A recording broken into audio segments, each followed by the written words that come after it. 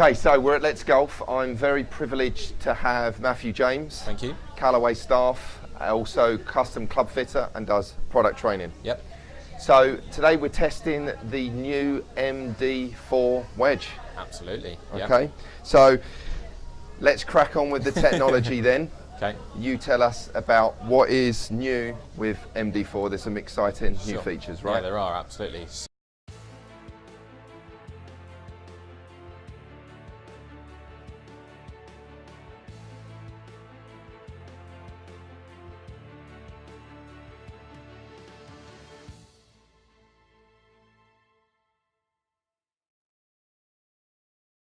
So, just like with anything, you know, we've talked about with some of the better player irons, all of our wedges will always be tour inspired. There's a lot of feedback from the tour guys always on any products that we have, and none more so when we start talking about wedges. So the first thing from an appearance point of view, very similar to the MD3 design, so just reshaped slightly just for players' profiles more than anything. But the main thing and the point that we want to raise about this wedge is more spin from groove-in-groove technology. So what that means is essentially we've got a new cutting machine over where the clubs get built, which allows us to put 4 intersecting grooves in between each of the 16 grooves that are already there, which gives us 84 points of contact. That allows us to create a lot more friction, which in turn obviously gives us a lot more spin. So as you just look at it there, if you actually rubbed your nail across the back of it, Steve, you'd feel those contact points that are in between those grooves. So 84 contact points. 84, yeah. Wow, so we're actually It's a quite, few. yeah. So we're now talking about a golf club, the technology that you're looking at, you're researching about how to get that ball interacting with that face. Yep. As much as possible. As much as possible. To create friction. To create friction, yeah. Why do we absolutely. want friction? So friction's going to give us the spin. Okay. So, you know, we know that the players basically when they're hitting some shorter shots and even the sort of mid-range shots, they want to know what distance they're going to hit with their wedge. Yep. But they also want to know what they're going to do from different kinds of lies. Yep. So, for example, if you're in a wet lie or in the semi-rough or even in the rough, you're going to lose those contact points. You're going to lose friction. Yep. So, any way that we can, rules governed, that allows us to look at ways of basically stopping those imparting contacts being disrupted, we want to explore it. And that's what we've done with this wedge.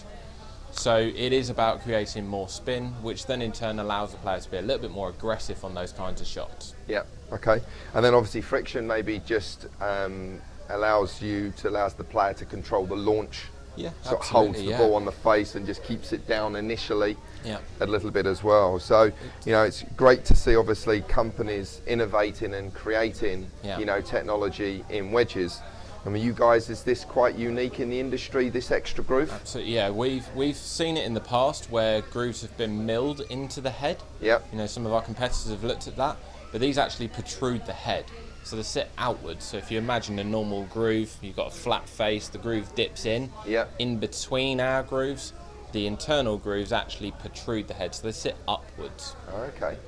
So there's a lot to it there, isn't there? There's a lot to it, yeah. So, okay, so we've got tour-inspired looks, also some different grinds. Is there some grinds? Yeah, absolutely. Tell us a bit more about the grinds then. So when we're doing a club fitting, more importantly, we do this, you know, you can come along to Matt and I when we do our club fitting here, or I do wedge fittings at Let's Golf. Talk about grind and what are the differences. Okay, so the grind is basically how we look at either introducing the bounce or taking some of the bounce away and the player's interaction with the turf. So different facilities, i.e. link style golf courses versus very lush golf courses, the players on tour will want to change their wedges for suitability in those kinds of conditions. Now, generally speaking, obviously we don't have the luxury as consumers to change wedges for different venues, as it were, but it's about getting sure that the contact points that you have with the ground and the ball interaction, the turf interaction is correct per player. So different bounces, different grinds are suitable for different angles of attack and different deliveries. Okay. So we got a new one. What is the new grind on this? We've got a brand new grind, yeah. So essentially the guys on tour have always liked the C grind, which is probably the most versatile in the MD3. So it's quite a low bounce, but a lot of heel and toe relief, so the players could open it up and close the face down without affecting the bounce angle too much. The X grind is that way inclined, but with a lot more bounce. Okay, so describe to me then the design of this sole then. What's unique about X grind? I'm looking at this now. Tell me more about it. As you're looking at it, as you're looking at me, what we'll see normally you'll have a little bit of radial through the sole, so there'll be a little bit of a ground up finish essentially. This will be a lot sharper. Okay, and I noticed that there's something that I picked up on as well. I know this that you've released a video with Roger Cleveland. And the coloured in areas and the graphics as you animated the club head. So the coloured in areas was the grind. Absolutely. Yeah. So if I bring this up to the camera, we can see the X grind here. Get that in focus. So as I was staring at Matt, that's this area at the back of the sole of the club. It's a lot higher through the middle section essentially, which allows us to get more bounce on the bottom of the golf club. So that's going to be good for those kinds of players that are maybe a little bit too steep. Yep. Maybe suffer out of bunkers. Those kinds of things. Actually having some more bounce in it might look scary from a tight lie. Yep. But in different circumstances, as we alluded to, wet fairways, soft fairways, lush grass, and bunkers, maybe an X grind is something that we could look at. Okay. So you talk about a little bit about bounce. This is one of the first videos I've done on wedges. Yeah. Talk about bounce, explain how it's going to benefit certain golfers and maybe not benefit other golfers. Yeah, so bounce, really the easy way to think about it is its club's resistance to digging, and the easy way to think about that isn't a bunker. Yeah. The more bounce you have, the better chance the leading edge of the golf club has got of staying high of the level of the sand. Yeah. As soon as that leading edge gets down into the level of the sand, that club will slow down and essentially dig. And that's where you and I from coaching passes will always see players suffer in bunkers because of that. They get the handle leaning a little bit too far forwards and they start trying to dig the ball out. Yep. We don't want that motion, and certainly if we look at the way that tour players deliver clubs into bunkers, it's very, very shallow, and they might remove a lot of sand, but it's not a deep level of sand, it's just a removal of that sand and very clean surface contact. Yeah. So bounce is important for a lot of the viewers of this video, club golfers, amateur golfers. Bounce is good.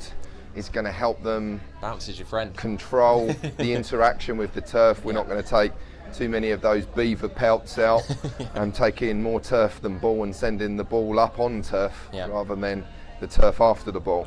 Okay, so going back to wedge fittings then. Absolutely. The importance of going to see a good fitter, somebody that knows bounce and knows what to look for and the correct questioning during a wedge fitting. Would that be right? Yeah, I mean, the obvious one is what lofts am I going to take? Yep. But, with our range, we've got 9 different lofts. We've got the X grind in the lob wedge variation, so from 58 plus. Then we've got all the other options through bounce with all the other wedges. Okay. So we've got a lot of loft variations, we've got a lot of bounce variations. And the reason for that is because players need different things, right? Yeah, absolutely. So what we're saying then ultimately here then is that obviously if the fitter finds out a little bit about the golfer, where they're playing, what type of sand, maybe lots of sand, not a lot of sand. Yeah, absolutely. And then the type of lie on the golf course, so whether it be a links, very tight lie, undulated fairways, or a parkland, fluffy kind of lie, fairway shot. Obviously finding that out and then seeing the technique, whether they're digging the ball out of something or whether they're scooping the ball up from something. You can then fit the bounce. Can assess it, and one thing to consider is, some players might have one wedge which has got more bounce.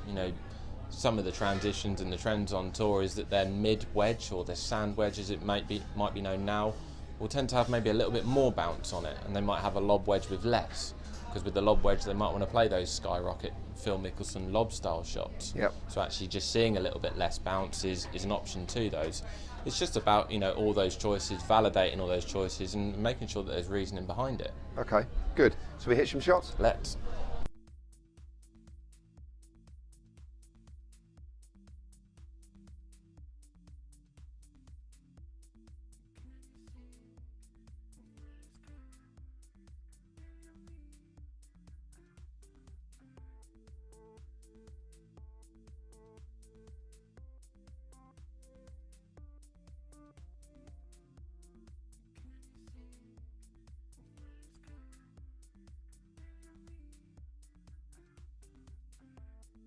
Okay then, Matt, so we've got comparisons. Yep. So I used the Phil Mickelson grind, got NS Pro shaft, 56 degree. We were comparing it against 56 degrees. Try and keep it as close as possible. Absolutely. One thing I will highlight straight away is that our wedges are worn. Yep. So we go back to friction, something that's worn out, less friction. Absolutely, so a little bit tainted in somewhat with the spin, but you know, we want to do this. We want to show there is a difference. Maybe more so replacing wedges. Yeah, absolutely. Keeping the grooves clean. Yeah. Keeping the face clean. Keeping the face clean, So, keeping those grooves clean, those contact points as you talked about already. Contact points. So, you know, a lot of people, I see people practicing wedge play, and they get the green stuff, the chlorophyll from the grass stuck on the face or a bit of mud, and they carry on practicing. Yeah. They are losing friction. They will do, over time they will do.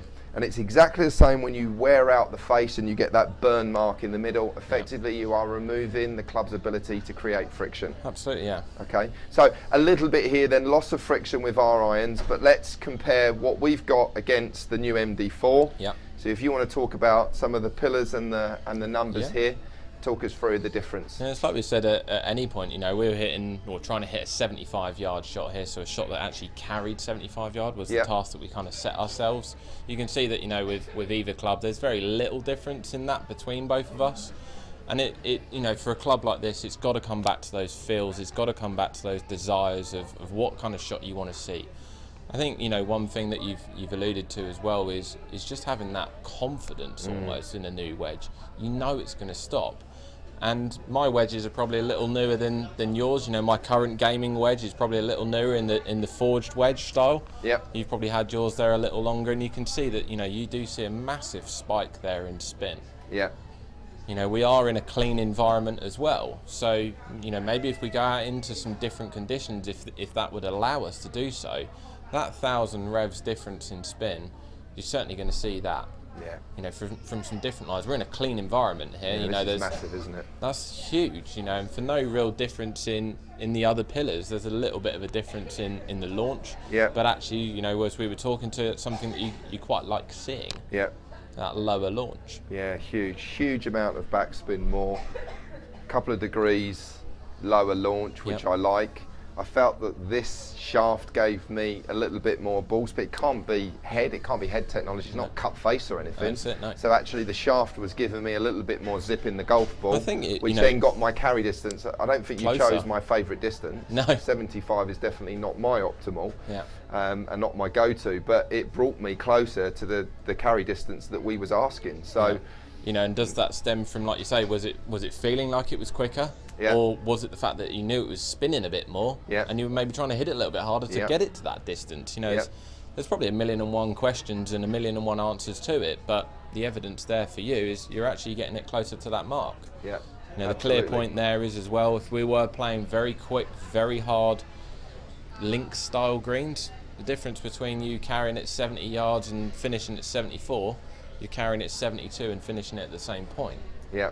So it's, you know, you've seen a massive difference there, I'd say. And we say about the peak height as well. So even my one with the peak height is slightly under with the MD4. Yeah. So if I went out in that links condition windy, I'm going to get it out and get it spinning, but not balloon it, and not floating out of control. So it comes back to, you know, making sure, and this is what, you know, you guys do so very well, and you know, branded products is that you get what you pay for. Absolutely. This technology is doing what it says on the tin. Yeah. And if tour players are asking for these numbers to be changed, and you start then researching all of the and reading some of the, you know, the info that you've got and how you researched it and looked at how you put the grooves on the face and how they were sawn in, it's quite incredible, really, that actually we do see something that significantly changes. You know, and I think the evidence really is in the fact that we're able to talk about a wedge, which people forget about, right? You don't talk about wedge fittings, and you and I hitting this, we're both pretty excited about it, which for me is unusual. You know, I don't generally get excited about wedges. I'm quite confident and comfortable with wedges anyway. We talked about that. It's an area of my game that I'm actually quite comfortable with anyhow. Yeah. I've always been a pretty good pitcher and a pretty good chipper of the ball, probably because I don't hit so many greens. But you know, that's always an area that I'm quite comfortable with. Yeah. Whereas I don't play as much as you. Yeah. I'm a simulator pro. Yeah. I like to be smashing golf balls. Yeah. So when it comes to putting a wedge in my hand, especially on AstroTurf, it's like, what is this thing? It's quite strange on this. I'm used to seeing it outside. Doesn't usually see the studio lights. So, you know, it's for me, you know, there was some real big change. And then a little bit on yours then. Yeah, a little bit on mine. So again, you know, those contact points there, the fresh grooves, going to be helping out with the spin rates. It has gone up. You know, we can't say it hasn't because the evidence there is to support that. And again, this is an average of 6 shots that we both hit, I think. So, you know, seeing that little bit more spin, getting it stopping a little bit quicker down range, should give me that ability to, you know, maybe start firing a little bit more comfortably at the pin. Yeah. You know, I almost saw it coming up a little bit short of the target that I'm used to, but actually I could probably hit it a little bit harder. Get it stopping a little quicker. So. Okay. So if we go back to wedge fitting a little bit, so whereas you didn't see the difference in the face, maybe your grooves are a little bit newer than my grooves, so I saw the big spike in old and new. Shaft. Yeah. I could question whether I've got the right shafts. Maybe, because this shaft, I seem to be responding better to that shaft. Slight difference in the head design. And the way that, you know, we saw the bottom edge of the club in relation to the hosel. So for me, that was then bringing me closer, you know, with less dispersion front to back, and, you know, a controllable, like something that I like to see, more controllable ball flight.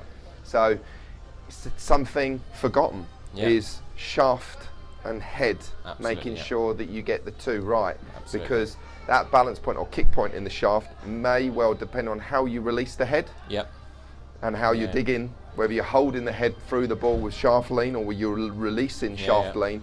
You've got to make sure you get a shaft that's balanced right for you, that allows you to release the head at the right point. And it's that sense of the head as well. If you've got a shaft that's maybe a little heavy, the head becomes a little bit light and you might not sense it so well. So it's, you know, again, that's where the fitting element is so key. Yeah.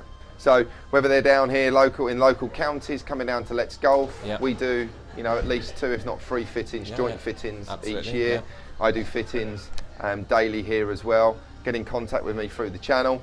If you're not anywhere near Surrey or Sussex, just look on Callaway website. Yeah, so we've got all of our fitting events throughout the year on the websites if the golf clubs are signed up to put the information on there. Obviously we've got, you know, other retailers throughout the year, and, you know, if not, then people can come to our performance centre as well. Perfect. Performance centre in Chesington. You do the wedge fitting. They have to go through an account holder, so they have to go. Their club pro is a Callaway stockist. Then they can get sent through to HQ to go and do a fitting. I'd almost say, you know, wedges should be done outside as well. You know, we want to see that in a bunker. I wouldn't necessarily say that, you know, this is the best environment to really test a wedge, because it is clinical, right? It's not clinical out there. Yeah, and the ball is above the ground, and if you catch AstroTurf, there is the ball actually hovering? Is it floating by the time you hit the golf ball? Where turf, it's very different.